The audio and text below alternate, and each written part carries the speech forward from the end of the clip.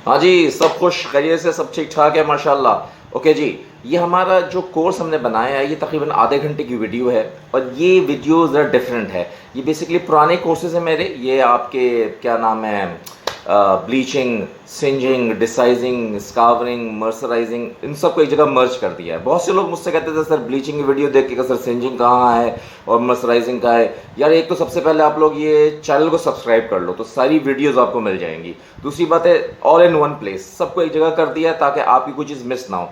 तरतीब थोड़ी चेंज की है, पहले ब्लीचिंग बताया है, फिर सिंजिंग है, फिर डिसाइजिंग है, फिर स्कावरिंग है, फिर मर्सराइजिंग है। थोड़ी सी डिफरेंट की है क्योंकि बहुत से लोगों को सिर्फ ब्लीचिंग ही सुनना होती है, समझना होती है, और बहुत से लोग, अब ब्लीचिंग ज़रा अट्रैक्टिव भी ज़्यादा है, बाकी ज़रा थोड़ी खुश्क होती है ना, तो पहले ब्लीचिंग करती है। तो ये तकरीबन आधे घंटे की वीडियो है। तो दूसरी बात, तुम लोगों ने मेरी ई बुक्स खरीदी है अभी तक? नहीं खरीदी ना? एक काम करो, ये 2 मिनट का ऐड देख लो जरा ई बुक्स का, बड़ा बेहतरीन ऐड है ई बुक्स का, जरा ठीक है ना? फिर मैंने ई बुक्स बनाई है कुछ फैब्रिक और बेडलिन की, ये आपके सामने आ रही होगी। और किसकी बनाई है? चावल और फैब्रिक की बनाई है, नहीं चावल और बाथरोब्स की बनाई है।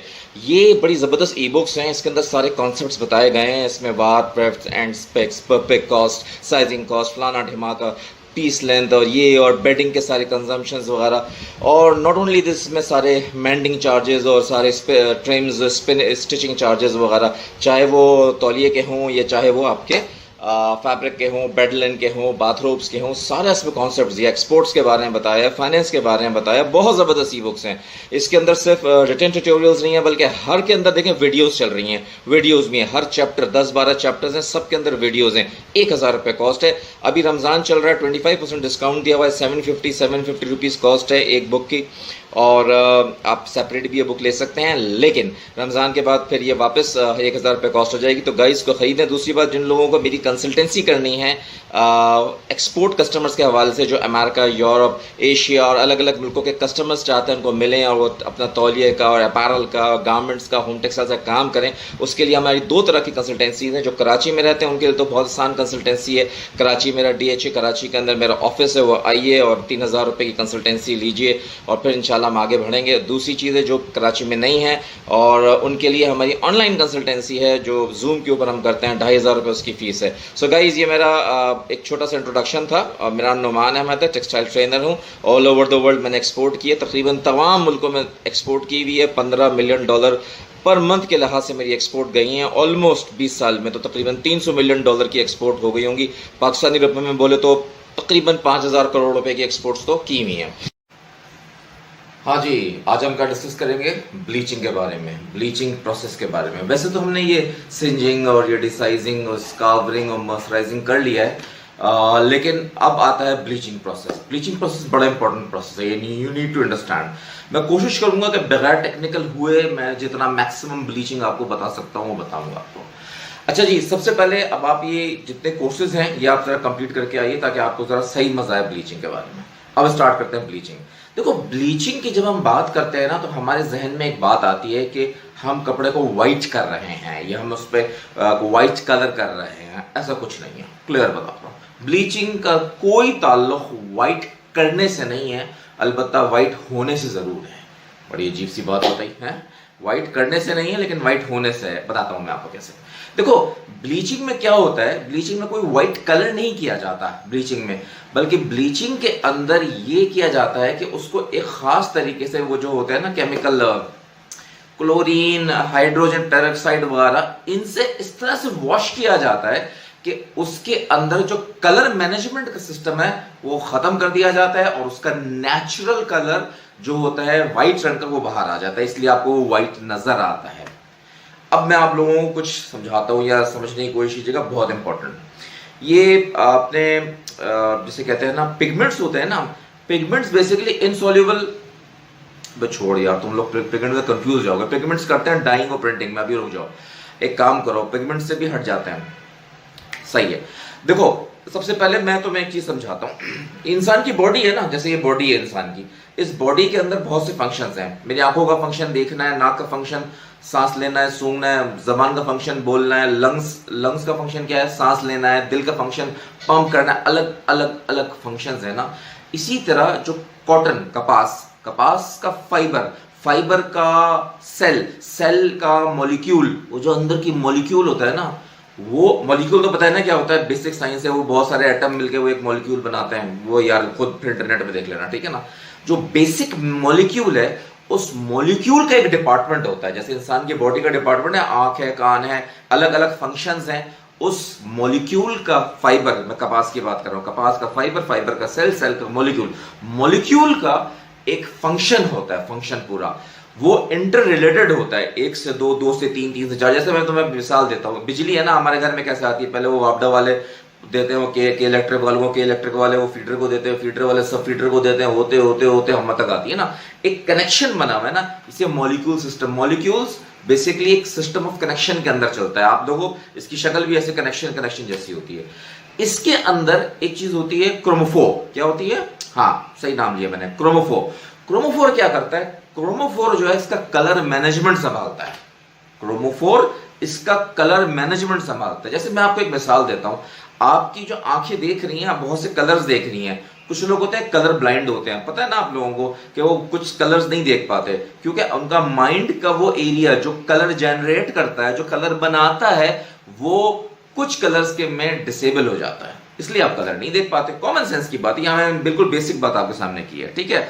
तो चूंकि कलर आप देख ही नहीं पाते, तो जो भी कलर सामने होगा नेचुरल वो नजर आएगा आपको। वो जो ब्लैक एंड व्हाइट होता है, ब्लैक एंड व्हाइट क्या होता है, बेसिकली ब्लैक एंड व्हाइट वो एक्चुअली नेचुरल कलर होता है जो आपके सामने आ रहा होता है। तो जिस तरह कलर मैनेजमेंट मैंने बताई ना, कलर मैनेजमेंट एक डिपार्टमेंट है, जैसे दिमाग के अंदर एक डिपार्टमेंट जो कलर को मैनेज करता है, जो आंखों के जरिए आपको दिखाता है, बिल्कुल इसी तरह कॉटन, कॉटन का फाइबर, फाइबर का सेल और सेल का मॉलिक्यूल, उस मॉलिक्यूल के अंदर एक डिपार्टमेंट है, छोटा सा, अल्लाह की कुदरत, अल्लाह की शान, छोटा सा डिपार्टमेंट है, वो डिपार्टमेंट कलर मैनेजमेंट करता है, सारी कलर मैनेजमेंट। जो कि इंटर रिलेटेड होते हैं, दो बॉन्ड्स आपस में मिलते हैं और एक नया कलर दिखा रहे हैं। जैसे मैं आपको मिसाल देता हूं, मैं एक बार विकिपीडिया पर सर्च कर रहा था, तो जैसे ये ग्रीन नहीं, ब्लू और यार ब्लू और रेड था, या कुछ दो कलर थे, वो जब मिक्स होते हैं ना, तो ये पत्तों में, प्लांट में, फाइबर में, तो ये एक नया कलर, तीसरा कलर आपको ब्लू दिखाते हैं। दो कलर मिक्स हुए और तीसरा कलर दिखाएंगे।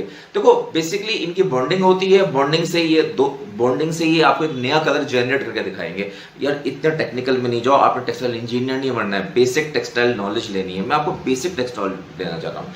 अच्छा फर्ज करो 2 मिनट के लिए फर्ज करो मैं क्या करता हूं, वो जो के इलेक्ट्रिक की बिजली आ रही है, वापडा से होते हुए के इलेक्ट्रिक से फीडर से आ रही है, मैं बीच में बिजली को डिस्कनेक्ट कर देता हूं, बिजली उस तक तो नहीं पहुंचेगी ना, मेरे पास बल्ब भी है, लाइट भी है, स्विच भी है, देखो स्विच लगा हुआ है, सब कुछ है, लेकिन बिजली मुझ तक नहीं पहुंच रही, क्योंकि बीच में मैंने डिस्कनेक्ट कर दिया, तोड़ दिया सिस्टम, तबाह कर दिया सिस्टम। एक बात बता रहा हूं समझाने के लिए, मैं कोई ऐसा फंक्शन लूं कि जो क्रोमोफोर है, जो संभालता है पूरा सिस्टम ऑफ कलर मैनेजमेंट, कपास का या प्लांट का, या जो भी क्रोमोफोर सिस्टम संभालता है कलर मैनेजमेंट, मैं इस पूरे क्रोमोफोर को तबाह कर दूं, क्रोमोफोर को खत्म कर दूं बैठ के, तो फिर क्या होगा, जो नेचुरल कलर है वही मेरे सामने आ जाएगा, कुदरती कलर मेरे सामने आएगा। बात को समझो, अब मैं दिन में बैठा हूं, लाइट चली जाती है, तो जो डे लाइट होती है वो आती है ना मेरे सामने, क्योंकि वो कुदरती कलर है। तो क्रोमोफोर को के जो बॉन्डिंग होती है, या उसके जो मॉलिक्यूल्स होते हैं, उसको ब्रेक कर दिया जाता है, तोड़ दिया जाता है। इसको जब तोड़ देते हैं ना, तो कलर मैनेजमेंट जीरो हो जाती है। अब कोई कलर नहीं है, डिसकलर हो जाता है। क्या डिसकलर, जब कोई कलर नहीं, डिसकलर नहीं, तो नेचुरल कलर निकल आता है, नेचुरल कलर व्हाइट होता है। ये मेरी बात याद रखना, ये मैंने आपको बेसिक फंक्शन बताया। अब आओ जरा तुम्हारे उसमें कपास में, जब ये कपास से ये सारा क्या कहते हैं, वो जिनिंग होती है और सिंजिंग होती है और डिसाइजिंग होती है, तो इम्प्योरिटीज वगैरह आती हैं, प्लस लाइट से कपास का पौधा और ये सारा, ये इसकी जो मैंने कहा ना मॉलिक्यूल्स जो होते हैं, क्रोमोफोर वो कलर जज्ब करता है, सूरज का लाइट का कलर जज्ब करता है, माहौल का कलर जज्ब करता है, तो उसके अंदर एक ऑफ वाइट शेड पैदा हो जाता है कपड़े में। आप कपड़े को देखा, जो ग्रे फैब्रिक होता है कपड़ा, ग्रे फैब्रिक में व्हाइट नहीं होता है, ग्रे, जबकि कपास का होता है तो व्हाइट होता है, लेकिन वो व्हाइट नहीं होता। अच्छा एक मजे की बात बताऊं पहले आप लोगों को, ये जो ग्रे फैब्रिक है, ये GREY नहीं है, इसका स्पेलिंग है, आप जाके सर्च करना गूगल में, GREIGE, ग्रेग फैब्रिक। क्या है? GREIGE GREIG, ग्रेग फैब्रिक कहते हैं। इसे ग्रेग क्यों कहते हैं पता है आपको? इसलिए ये ग्रेग और बेज के दरमियान कहीं होता है, इसलिए इसको ग्रेग फैब्रिक कहते हैं।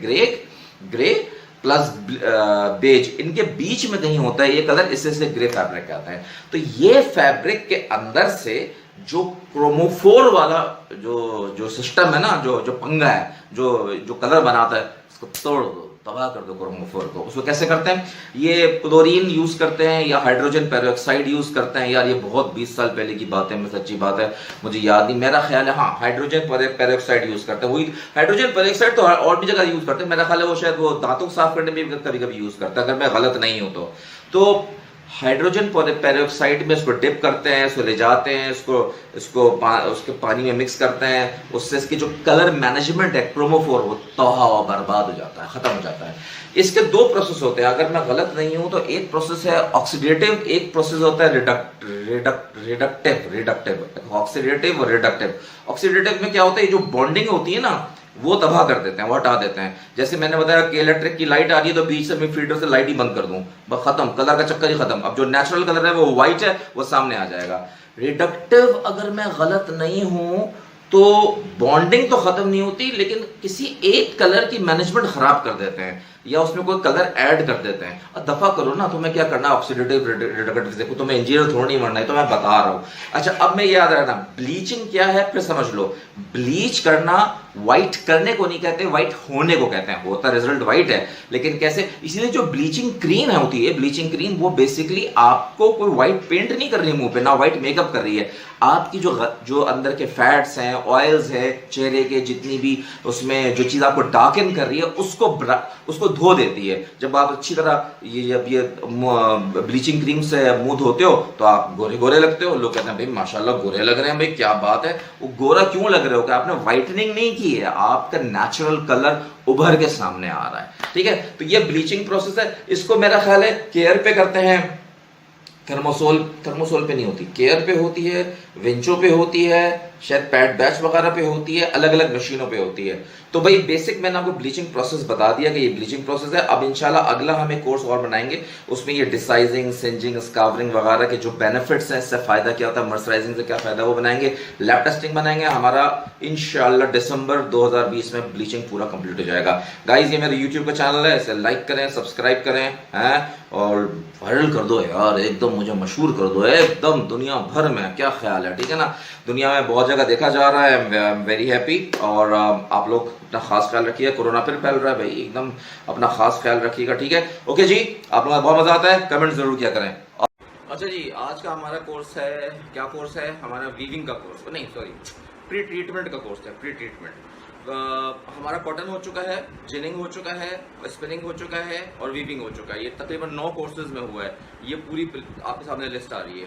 तो ये सब सारा हम कर चुके हैं ऑलरेडी। अब हम जो स्टार्ट करेंगे वो करेंगे प्री ट्रीटमेंट का। देखो वीविंग का मतलब क्या हुआ, कपड़ा बन गया। ठीक है, अब एक बार कपड़ा बन गया तो कपड़ा बनने के बाद कहाँ आता है? वेयर हाउस में, जहाँ पे ये जो कपड़ा रखा जाता है।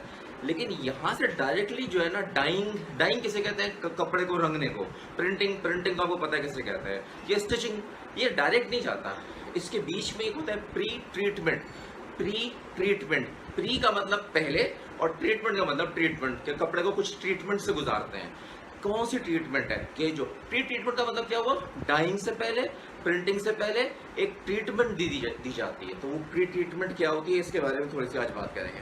प्री ट्रीटमेंट में 4, 5, 6 चीज़ें होती हैं, अगर मैं गलत नहीं हूँ। देखो भाई, मैं टेक्सटाइल इंजीनियर तो हूँ नहीं, मैं तो, बल्कि मुझसे बहुत से लोग पूछते भी हैं तो मैं बताता हूँ भाई मैंने IBS MBA किया हुआ है, और उससे पहले मैंने BCom किया था, उससे पहले मैंने इंटर में कॉमर्स किया, अरे मैट्रिक भी कॉमर्स में किया है। मैंने ज़िंदगी में कभी साइंस नहीं पढ़ी, इंजीनियरिंग नहीं पढ़ी मैंने आज तक। ये तो जो ज़िंदगी में तजुर्बा हुआ है, उस तजुर्बे की बुनियाद पर मैं आप लोगों को थोड़ा सा बता देता हूँ। ठीक है ना, तो अब कहानी क्या है कि प्री ट्रीटमेंट में क्या होता है। प्री ट्रीटमेंट में अगर मैं गलत नहीं हूँ तो सिंजिंग, डिसाइजिंग, स्कावरिंग, क्या है यार वो, सनफ्राइजिंग, मर्सराइजिंग, हाफ ब्लीचिंग, फुल ब्लीचिंग, यही होते हैं। 5-6 चीज़ें होते हैं, और इसकी कुछ लैब टेस्टिंग वगैरह होती है।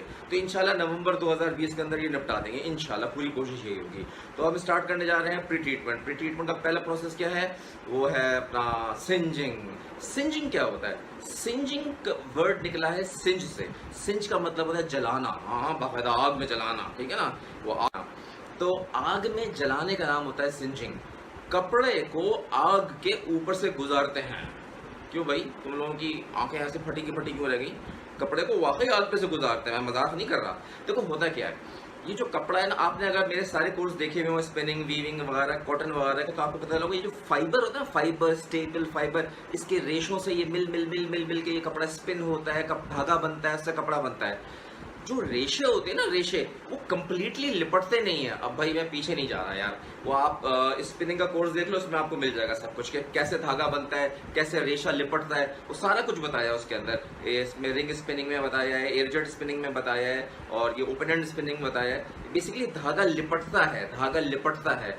लेकिन धागा जो लिपटता है, वो धागे में क्या चीज लिपटती है? धागे का फाइबर, स्टेपल, वो लिपटता है बेसिकली। लेकिन बहुत से धागे हैं जिनका फाइबर कंप्लीटली नहीं लिपट पाता। छोटी सी चोंच ना अपनी बाहर छोड़ देता है। वो कभी गड्ढा बांधते ना, यूं करके गड्ढा बांधी, फिर दूसरी पे, तीसरी पे, चौथी पे, पांचवी, आखिर में छोटी सी चोंच ऊपर छोड़ देते ना। ये जो छोटी सी चोंच होती है ना, इसे हेरिनेस कहते हैं। वो मैंने पता नहीं कॉटन के कोर्स में गलती से नेप्स बोल दिया था, तो वो किसी ने कहा कि इसे नेप्स नहीं कहते। हाँ भाई, उसे हेरिनेस कहते हैं, इसे हेरिनेस कहते हैं। ये हेरिनेस है, देख रहे हो? कभी धूप में कपड़े को रख के देखो, रख के, तो हल्का हल्का हल्का हल्का हल्के छोटे छोटे छोटे छोटे बाल नजर आएंगे। बाल क्या नजर आएंगे? उसमें हेयर्स नजर आएंगे, या हेयर भी नहीं बोलो उसको, रुआ नजर आएगा।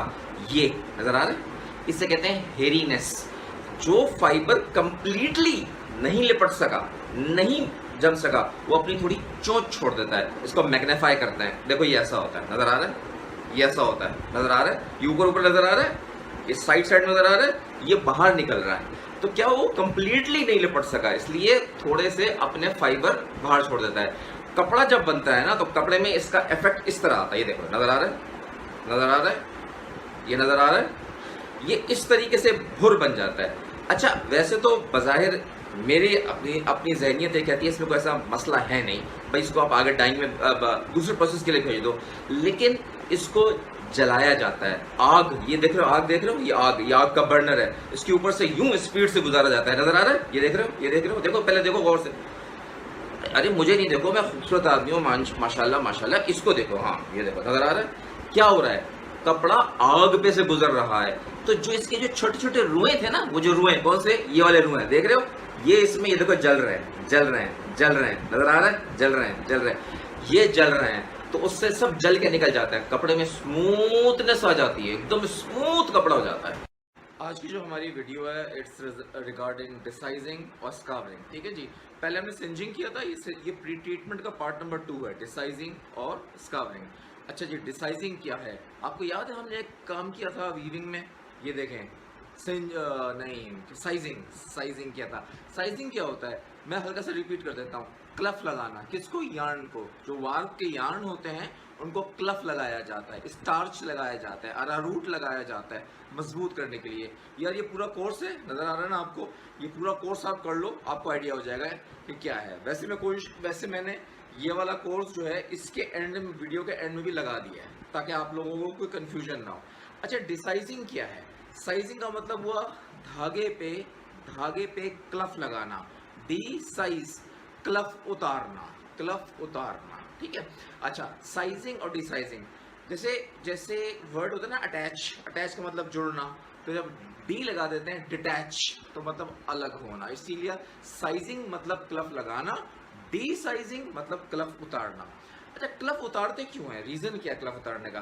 2 मिनट के लिए सोचो। जब ये कपड़ा बन जाएगा और कपड़े के अंदर साइजिंग वाला क्लफ लगा हुआ होगा धागों के अंदर, अब ये क्लफ वाला धागा मैं अगर डाइंग में भेज देता हूँ या प्रिंटिंग में भेज देता हूँ, तो जो डाइंग और प्रिंटिंग के कलर इसके अंदर जज्ब होंगे, वो धागे और फाइबर में तो जज्ब होंगे, लेकिन उससे पहले जो साइजिंग की कोटिंग हुई हुई है, यानी क्लफ की जो कोटिंग हुई हुई है, उन क्लफ की कोटिंग में जज्ब हो जाएंगे। कॉमन सेंस की बात है ना भाई, ऊपर क्लफ की कोटिंग हुई हुई है, तो क्लफ की कोटिंग में ये नीले, पीले, लाल, हरे रंग प्रिंटिंग के, डाइंग के जज्ब हो जाएंगे।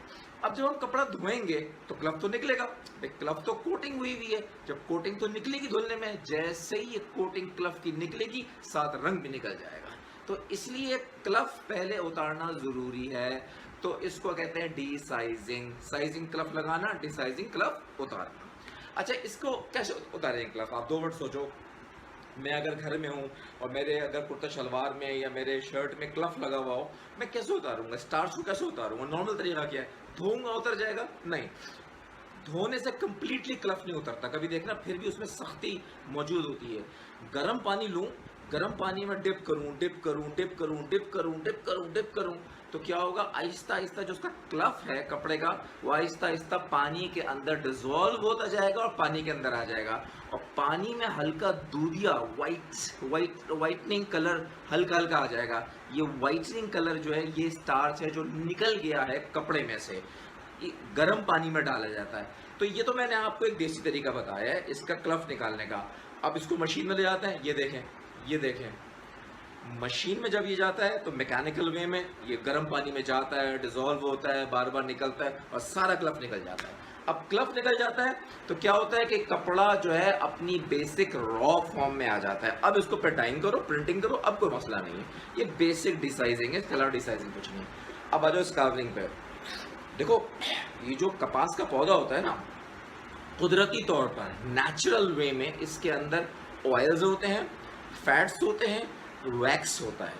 ये इसकी कुदरती चीज़ है। यार आपके कान में वैक्स नहीं होता, ये आपके चेहरे पे ऑयल नहीं आता, कुदरती चीज़ है, कुदरती चीज़ है। अब 2 मिनट के लिए सोचो, मेरे चेहरे पे अगर वैक्स होगा या मेरे कान में वैक्स होगा या मेरे चेहरे पे ऑयल होगा या फैट्स होंगे, तो मैं इस पर अगर कोई मेकअप करूँ चेहरे पे तो मेकअप बैठेगा तो नहीं ना? क्या ख्याल है? जस्ट तो नहीं होगा ना, मेकअप उस पर जमेगा नहीं।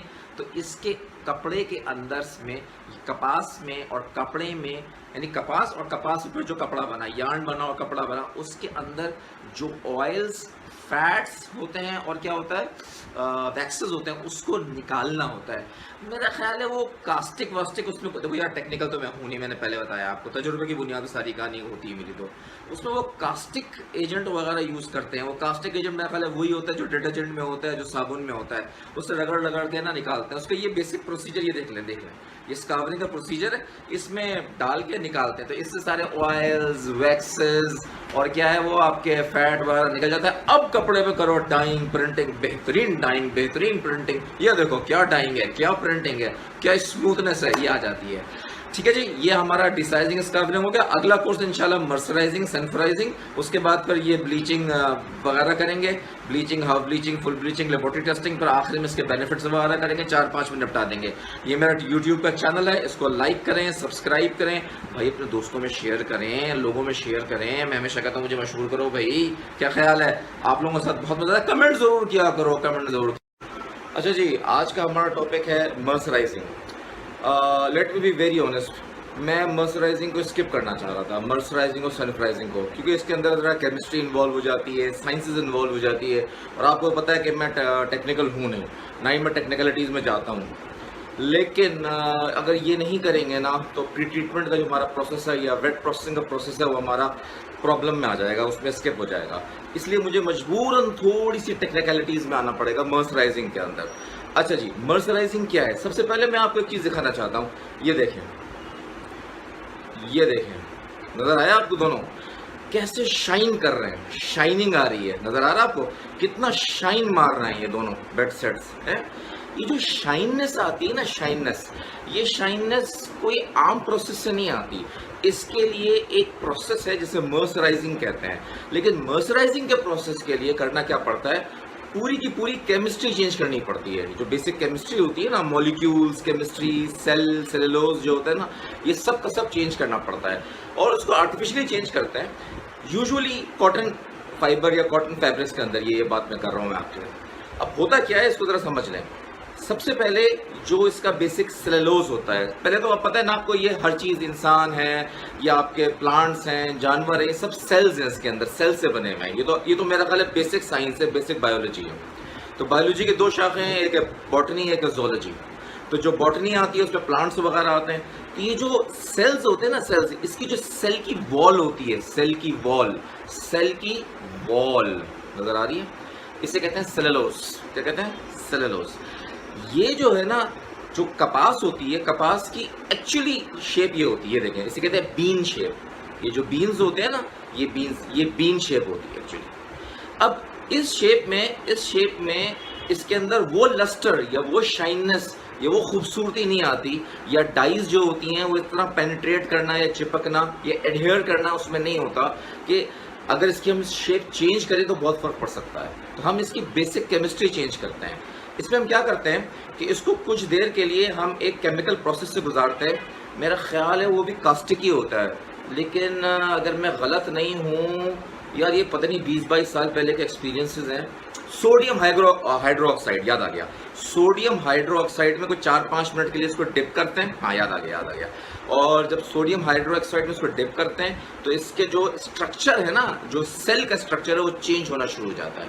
पहले ये ऐसा होता है, ये देखो, पहले ये ऐसा बीन शेप होता है, फिर ये थोड़ी देर में ये ऐसा हो जाता है, फिर ये ऐसा हो जाता है, फिर ये ऐसा हो जाता है, ठीक है ना। ये अपना स्ट्रक्चर चेंज करता है। ये नीचे पट्टा देखो जो मैंने बनाया है, इस पट्टे में देखो कैसे स्ट्रक्चर चेंज कर रहा है। फाइनली ये अपना स्ट्रक्चर ऐसा कर लेता है, नजर आ रहा है आपको, ये देखें। और ओरिजिनली कैसा होता है, ये ऐसा होता है। अब ये क्या होता है, ऊपर से थोड़ा सा गोल हो जाता है, बीन शेप जो होती है अपनी खत्म कर देता है। अब ये गोल हो जाता है, गोल, ठीक है ना। इसका जो पूरा सेल का स्ट्रक्चर चेंज हो जाता है। इसके अंदर एक्चुअली इसको स्वेल हो जाता है। स्वेल कहते हैं फूलने को, सूजने को। इसके अंदर स्वेलिंग हो जाती है, इसके अंदर आप समझ लो कॉस्टिक चला जाता है, इसके अंदर फूल जाता है ये। अब जब ये गोल हो रहा है तो अब मैं ये नजर आ रहा है, अब मैं दोनों को एक साथ कर रहा हूँ। अब ये देखो, अब इसकी जो लेंथ है, इसकी जो सेल की लेंथ है, सेलुलोज की लेंथ है, वो इससे छोटी हो गई।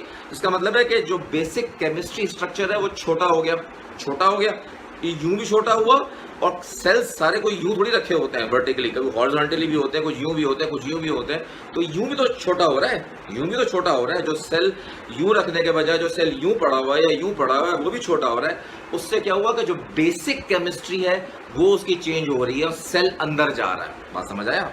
जब वो उसकी केमिस्ट्री चेंज हो रही है और वो छोटा हो रहा है, वो अपनी शेप चेंज कर रहा है, तो पूरे कपड़े में श्रिंकेज आती है। तकरीबन 9-10% के करीब श्रिंकेज आती है, बल्कि इससे भी ज़्यादा आती है, मैंने तो सुना है।